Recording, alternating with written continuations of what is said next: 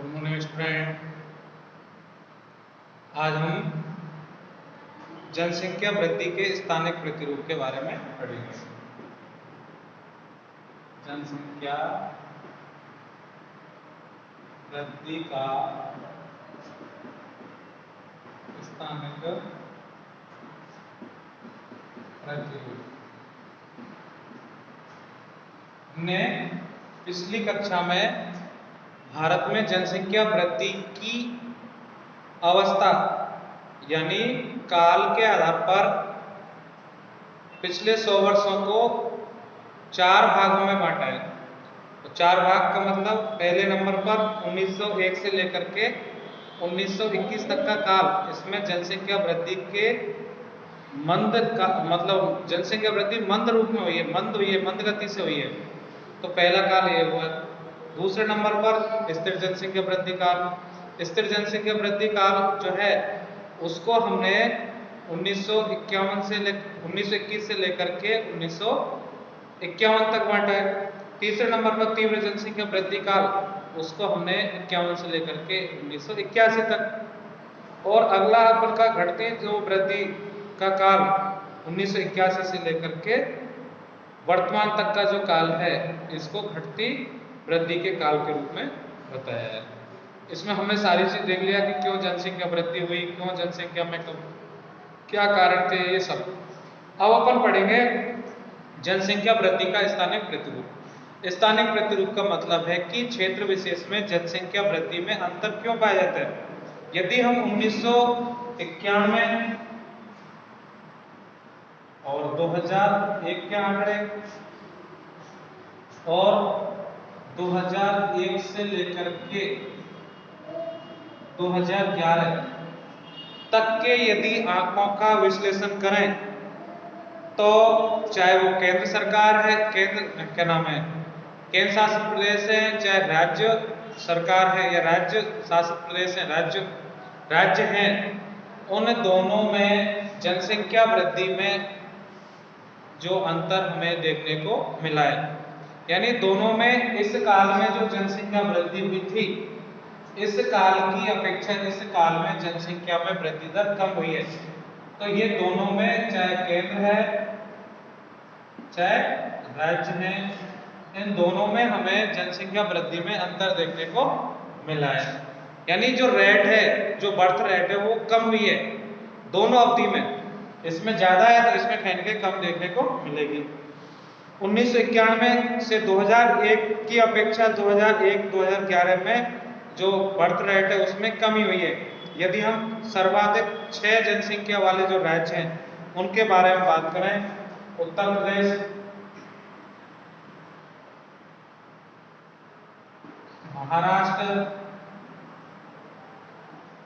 महाराष्ट्र के साथ में बिहार, पश्चिम बंगाल,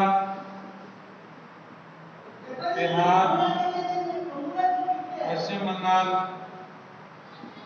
और आंध्र प्रदेश,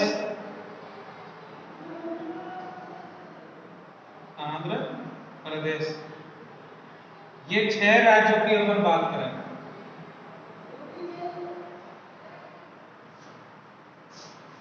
एक और है इसमें मध्य प्रदेश।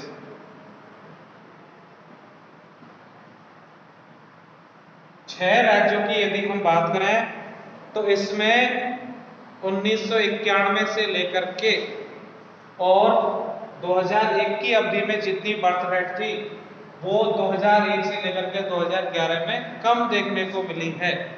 ये इस बात का संकेत है कि जनसंख्या वृद्धि के स्थानिक प्रतिरूप में अंतर हमें दिखाई देने लगा है। यदि हम न्यूनतम ह्रास की बात करें, न्यूनतम कमी, तो वो इन 6 राज्यों में आंध्र प्रदेश में हुई है। आंध्र प्रदेश में ये जो कमी हुई है 3.49%। बर्थ रेट जितनी है उसका लगभग 3.49% जो भाग है वो आंध्र प्रदेश में कम हुई है। यदि सर्वाधिक की बात करें, अधिकतम, तो महाराष्ट्र में 6.74। महाराष्ट्र में ये कमी 6.74% हुई है, जो कहीं न कहीं इस बात को दर्शाता है कि जनसंख्या वृद्धि में पहले की अपेक्षा अब धीरे धीरे कमी आने लगी है। यदि इसके विपरीत हम बात करें इन 6 राज्यों के अलावा तमिलनाडु की बात करें, तमिलनाडु में ये जो स्थिति है 3.44 अंक, 3.34 अंक, और दूसरे नंबर पर है पांडिचेरी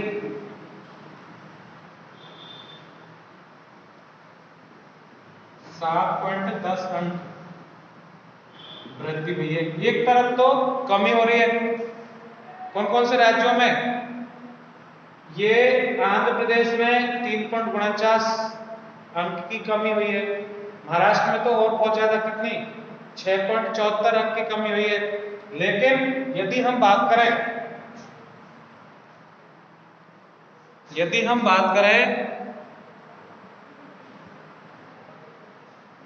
तमिलनाडु की, तमिलनाडु में तो उल्टी वृद्धि हुई है। कितनी वृद्धि हुई है? 3.34 अंक की तमिलनाडु में वृद्धि देखने को मिली है, जो इस बात का संकेत है कि ऐसे भी राज्य हैं जहां पर जनसंख्या वृद्धि दर अभी भी ज्यादा है। अब यदि हम और राज्यों की बात करें 2001 से लेकर के 2011 के दशक में, तो इसमें यदि हम बात करें छत्तीसगढ़, तमिलनाडु और पांडिचेरी, इन तीनों को हम अपवाद छोड़ दें, इनमें जनसंख्या में वृद्धि दर की वृद्धि हुई है। जनसंख्या वृद्धि दर में कमी होने की अपेक्षा इनमें वृद्धि हुई है। इन तीनों को छोड़ दें, छत्तीसगढ़, तमिलनाडु और पांडिचेरी, ये छत्तीसगढ़ और इसमें यदि जोड़े तो 3 राज्य हो गए। इनको छोड़ करके, वृद्धि वाले को छोड़ करके, बाकी भारत के जितने भी राज्य और केंद्र शासित प्रदेश हैं उनमें जनसंख्या में कमी देखने को मिली है। अब यदि अपन बात करें कि ऐसे कौन से राज्य जहां पर सबसे ज्यादा कमी देखने को मिली, उनकी जनसंख्या जितनी थी उससे भी काफी कम हुई है, तो वो राज्य सबसे ज्यादा नागालैंड। नागालैंड में ये स्थिति माइनस में 65%, नागालैंड में माइनस में 65%। और इसके बाद में हम बात करें सिक्किम की माइनस 26.70%, माइनस 26.70%। और इसके अलावा तीसरे यदि राज्य की बात करें हम, तो चंडीगढ़ में माइनस 23.18%,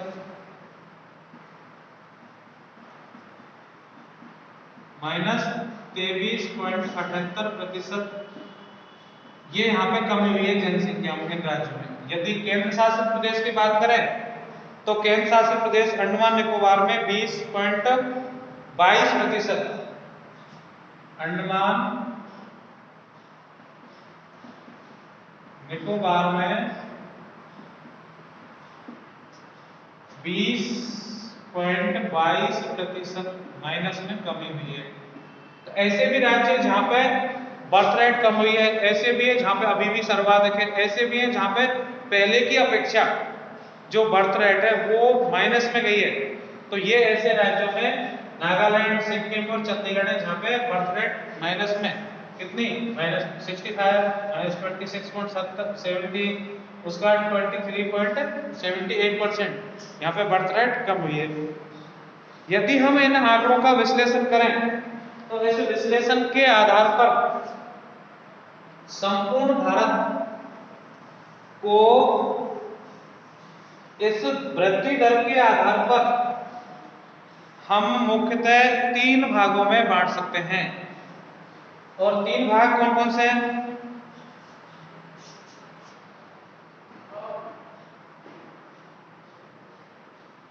जनसंख्या वृद्धि के क्षेत्र,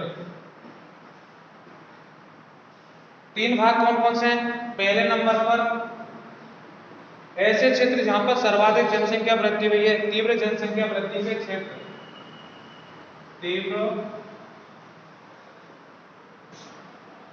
जनसंख्या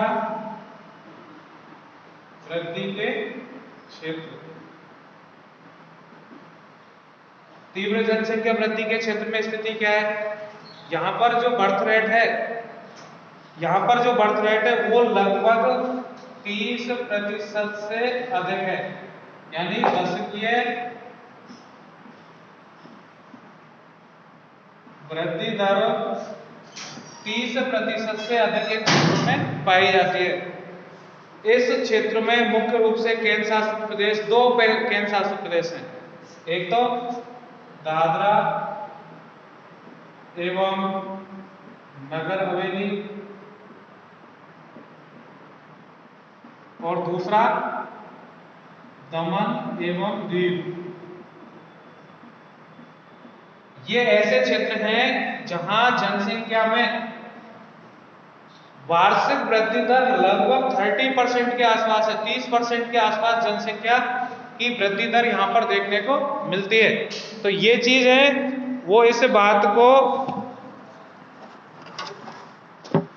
साबित करती हैं कि यहां जनसंख्या वृद्धि दर पहले की अपेक्षा कहीं अधिक देखने को मिली है।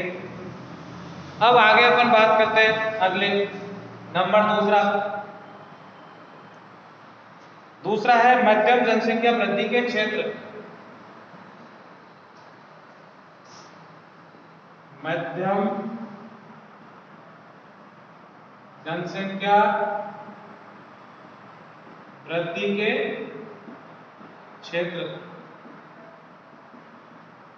मध्यम जनसंख्या वृद्धि के क्षेत्र के अंतर्गत यहां पर जो जनसंख्या वृद्धि दर है वो 20 से लेकर के 30% दशकीय है,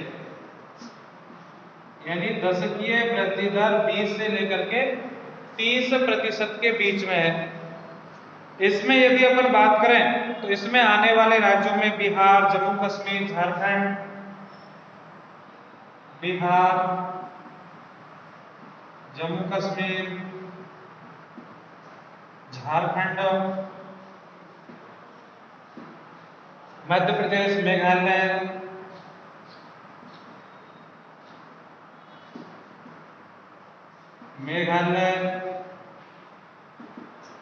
उसका मिजोरम, राजस्थान, उत्तर प्रदेश, दिल्ली, मिजोरम, राजस्थान, उत्तर प्रदेश, दिल्ली,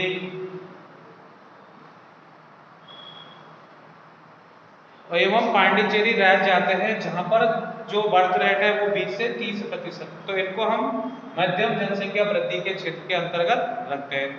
अब तीसरे नंबर पर है हमारा कम जनसंख्या वृद्धि के क्षेत्र। कम जनसंख्या वृद्धि के क्षेत्र। कम जनसंख्या वृद्धि के क्षेत्र के अंतर्गत ऐसे क्षेत्र आते हैं जहां पर दशकीय जनसंख्या वृद्धि 20% से कम है, 20% से कम दशकीय वृद्धि दर वाले क्षेत्र। अब इन क्षेत्रों के अंतर्गत आने वाले जो क्षेत्र हैं उनमें आंध्र प्रदेश, इसमें आने वाले क्षेत्र है आंध्र प्रदेश,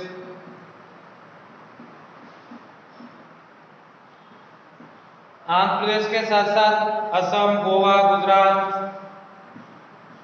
असम, गोवा, गुजरात, इसके अलावा केरल, हरियाणा, हिमाचल प्रदेश, कर्नाटक, महाराष्ट्र, मणिपुर, नागालैंड, उड़ीसा, पंजाब, सिक्किम, त्रिपुरा, उत्तराखंड, पश्चिम बंगाल, अंडमान निकोबार द्वीप समूह, ये ऐसे क्षेत्र हैं जहां पर जनसंख्या वृद्धि दर 20% से कम पाई जाती है। तो इस तरह से हमने जनसंख्या वृद्धि के आधार पर 3 क्षेत्रों में भारत का डिवाइडेशन किया। सर्वाधिक जनसंख्या वृद्धि दर जहां पे 20 से 30% के लगभग 30% से अधिक जनसंख्या वृद्धि दर है, मध्यम जनसंख्या वृद्धि में 20 से 30% और कम जनसंख्या वृद्धि में 20% से कम जनसंख्या वृद्धि वाले क्षेत्रों को शामिल किया गया। अब अपन बात करें जनसंख्या वृद्धि के क्या प्रभाव पड़ते हैं। हम जानते हैं कि जनसंख्या वृद्धि के कारण संसाधन सीमित होते जा रहे हैं, लोगों के सामने विभिन्न प्रकार की चुनौतियां आ रही हैं, जनसंख्या वृद्धि के कारण भरण पोषण की समस्या आ रही है, बेरोजगारी की समस्या आ रही है, और जो उनका खाद्यान्न पर्याप्त मात्रा में उपलब्ध नहीं हो रहा है, भरण पोषण नहीं हो रहा है, स्वास्थ्य सुविधाएं लगातार उनकी कमी होती जा रही है, क्योंकि इनके लिए बहुत बड़े पैमाने पर एक इंफ्रास्ट्रक्चर की आवश्यकता होती है जो पूरी उनकी आवश्यकताओं को पूरा कर सके। यदि जनसंख्या में वृद्धि होगी तो संसाधनों जो है वो सीमित मात्रा में बढ़ते जाएंगे, यदि सीमित मात्रा संसाधनों की होती जाएगी। यदि हम आंकड़ों पे यदि गौर करें तो 1901 में जहां पर हमारी जो जनसंख्या 23.8 करोड़ जनसंख्या थी, वो साल 1991 में बढ़कर 84.64 करोड़ हो गई, और वही 2001 में बढ़कर के 102.8 करोड़ हो गई, और 2011 में 121 करोड़ हो गई।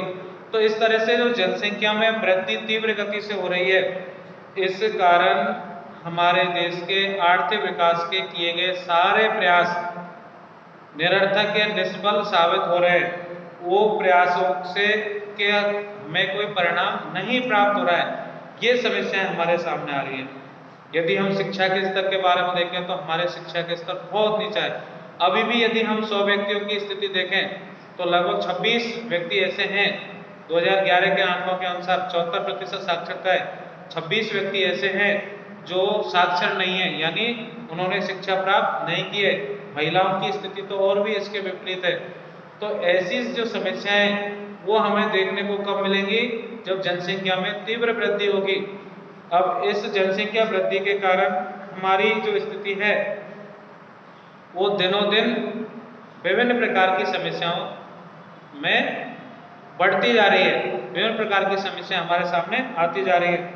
और हमारे देश के लोगों की यदि हम बात करें तो वो जनसंख्या वृद्धि को कम करने की अपेक्षा अभी भी पुरानी जो परंपरा, रूढ़िवादी विचार, सोच, उस पर अभी भी वो ध्यान देते हैं, और नए विचार अपनाने के लिए वो सहमत नहीं है। उनको नए विचार अपनाने में कठिनाई होती है। छोटे परिवार रखने के लिए वो छोटे परिवार रखने के लिए वो तैयार नहीं है। अभी भी उनका मानना है कि जितना बड़ा परिवार होगा वो सही है, लेकिन ऐसी स्थिति नहीं है, क्योंकि प्रत्येक व्यक्ति के लिए संसाधन जुटाना बहुत ही कठिन होता है। अच्छी शिक्षा, अच्छा स्वास्थ्य है, अच्छा खान पीन ठीक प्रकार से उपलब्ध नहीं हो पाता। अतः जनसंख्या को कम करना आवश्यक है। अतः हमारे यहाँ पर सबसे बड़ी प्रॉब्लम यह है कि यदि हम परंपराओं, रूढ़िवादी जो विचारों को त्यागेंगे नहीं और नई सोच का अनुसरण नहीं करेंगे, और जो जनसंख्या वृद्धि है उसको कंट्रोल नहीं किया, विभिन्न प्रकार के जो जन्म रोधक उपाय यदि हमने नहीं अपनाए, तो ये समस्या हमारे सामने बहुत भयंकर रूप ले लेगी, और जनसंख्या में वृद्धि दर है वो उसी प्रकार से ऊंची बनी रहेगी। ग्रामीण भारतीय जो लोग हैं वो धर्म, रूढ़िवादी परंपराओं के विश्वासों में अभी भी रह रहे हैं, और इनके विरुद्ध इन लोगों को समझाना बहुत ही कठिन होता है।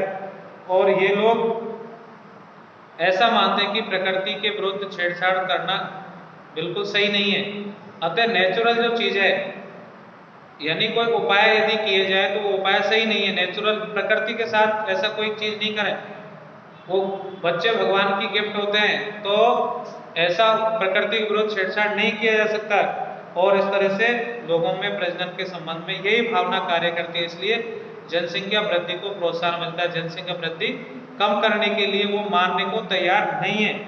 हमारे समस्या और दूसरी है हमारे सामने साहब, हमारे भारत में ग्रामीण परिवेश में संयुक्त परिवार रहता है।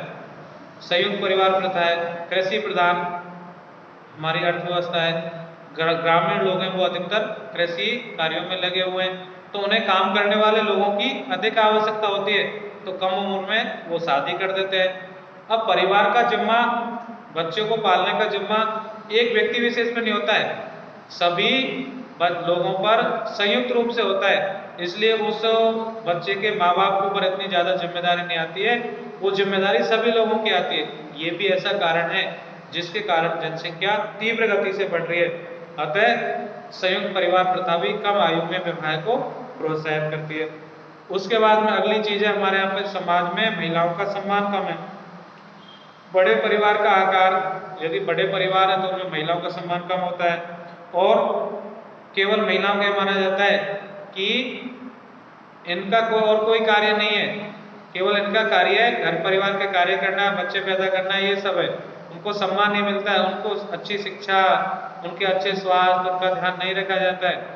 इन सभी कारणों से भी हमारी जनसंख्या में जो वृद्धि है वो तीव्र गति से हो रही है, उनकी तरफ कोई ध्यान नहीं दिया जा रहा है। अभी भी यदि हमारे समाज की बात करें तो हमारा समाज ग्रामीण समाज है और यहाँ अन्य देशों की अपेक्षा नगरीकरण है वो काफ़ी कम हुआ है।